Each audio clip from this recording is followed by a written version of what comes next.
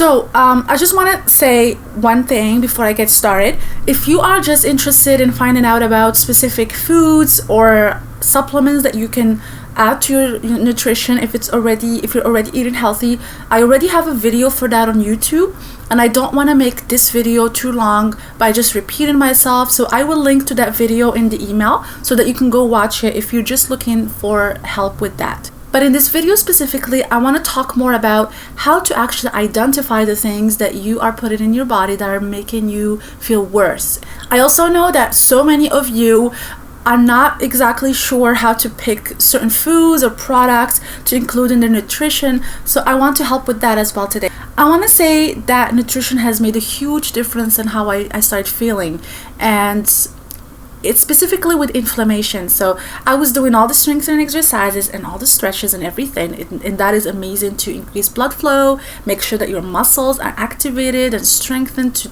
do what they should probably be doing. But if you're having inflammation, it's gonna make things worse in general. You're going to feel achy, you're going to feel it's like you have a bruise in your bones and in your hips. I'm sure that if you're experiencing any type of inflammation, you know what I'm talking about. I don't even have to describe it. It's even hard to describe to people sometimes, but I'm pretty sure you know what I'm talking about. It also makes you feel fatigued and achy and moody because you're not able to function properly. So you just want to be sleeping all day, and even laying down hurts. So changing my nutrition made a huge difference in how I felt, and actually that was my motivator to go through eating the way I eat right now. And what amazed me more than anything was that I was already eating healthy. I was a very healthy person. I've always been into health and fitness. I've always eaten clean. I would not eat any fast food or junk food. And I exercised regularly. So to me, I had the idea that I was eating healthy, right? I couldn't get any healthier than what I was doing. And it was really tough for me to actually think about eating healthy was a subjective thing. I may think that I'm eating healthy, but it's so subjective. Another person may eat the same way that I have been, and they may be completely fine, but the foods that I was eating actually was making me sick. And likewise, I could eat something, it would have no effect on me, but another person would be sensitive to it, and it could be a really healthy food. I decided to go through the GAPS diet, and the GAPS diet acts as an elimination diet as well as a gut healing diet. So I did the GAPS diet, it lasted a month, but the first and the second phases are the hardest, because you're only eating you're barely eating anything, but you're only drinking bone broth and tea, and you're making soup on the second day. So the first day is just bone broth and teas. So you let your intestines heal completely, and you let your body recover. And then after that, you start introducing foods, and that was the key. So you start introducing one item at a time, and you start monitoring how your body works. So this is what we've talked about in the day one video about tracking. So I realized that whenever I would eat starches, there was a reaction in my body that caused inflammation, and it's actually something that's very common with people who have ankylosing spondylitis or arthritis, that certain food like starches, carbs, they cause inflammation. And then I started eliminating starches completely, and I noticed an amazing effect. The inflammation was gone. And even though I went back to I didn't go back 100% to my old nutrition, but I did introduce some of the foods that I was eating, but I still don't eat that many starches. I would have maybe brown rice once a week. And then I noticed you don't have to go through an elimination diet if you are someone who don't like to go on diets. I only went through the GAPS diet because I had a goal and I wanted to reach it. So it's very important to go through a diet with a purpose.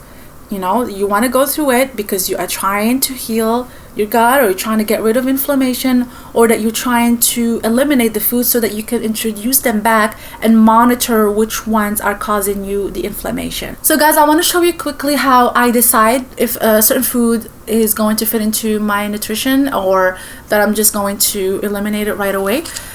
When I try to purchase something and it doesn't matter what it is, I completely ignore the nutrition facts here.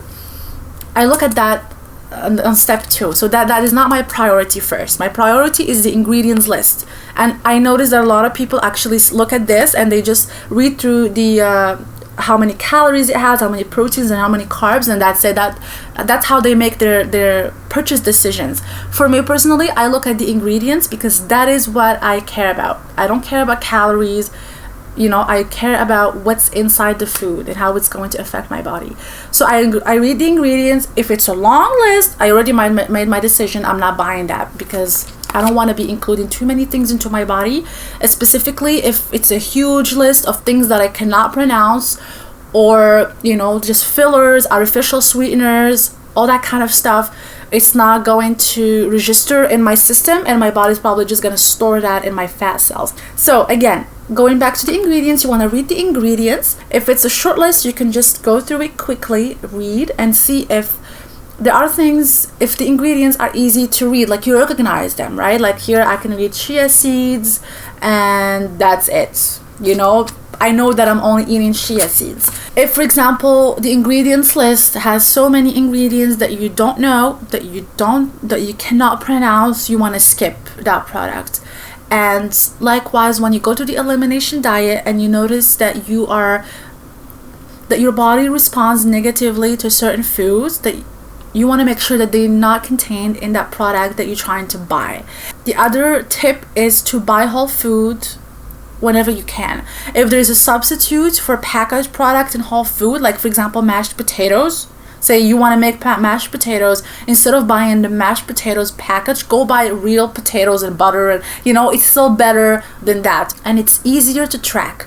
If you eat the packaged potatoes and you feel really bad afterwards and you have a flare-up, you have bloating, it's hard to pinpoint exactly what may have caused the bloating when the list of ingredients is this long. Whereas if you just made potatoes, you know exactly what you ate. Oh, I made potatoes, there's butter in them, there's milk in them, and potatoes and some spices. So it may be butter, or it may be the dairy or the potatoes. You know exactly what could have caused.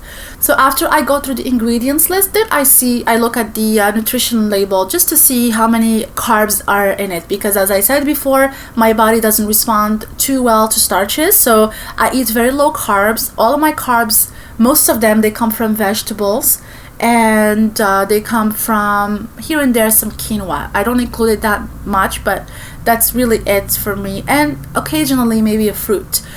But I don't eat any flour, white flour, even rice. I have reduced rice to maybe once a week, or sometimes I don't even have it in 2 weeks. And so low starch has worked for me. I'm not saying that low starch will work for you too. What I'm saying is that what works for you may not work for me. The only way for you to know for sure what will work for you is to track down what you're eating, how your body responds to the food. So I don't care what anybody tells you. I don't care if anybody tells you, no, you have to follow this diet or that diet. You're only going to find success with the diet that works for you specifically, for your body, and it's your job to pinpoint the foods that are making you feel healthy and the ones that are making you feel sick. It's your job. You have to do the work. It doesn't require that much time, but it does require effort. And again, if you are serious about healing and you want to see results and you want the pain to go away, I am sure that you'll have the effort and you are going to have the motivation and the energy to do it as well. I definitely encourage you to check out all the types of elimination diets, and you don't have to do a big overhaul of your nutrition. You can just start with 2 items. For example, you can start with starches or flours, gluten, or dairy, and you can reduce those things or eliminate them for 1 day to 2 days and notice how you feel. It's all about tracking. It's all about small steps, as we talked about before, and those small steps over time, they'll compound to give you amazing results.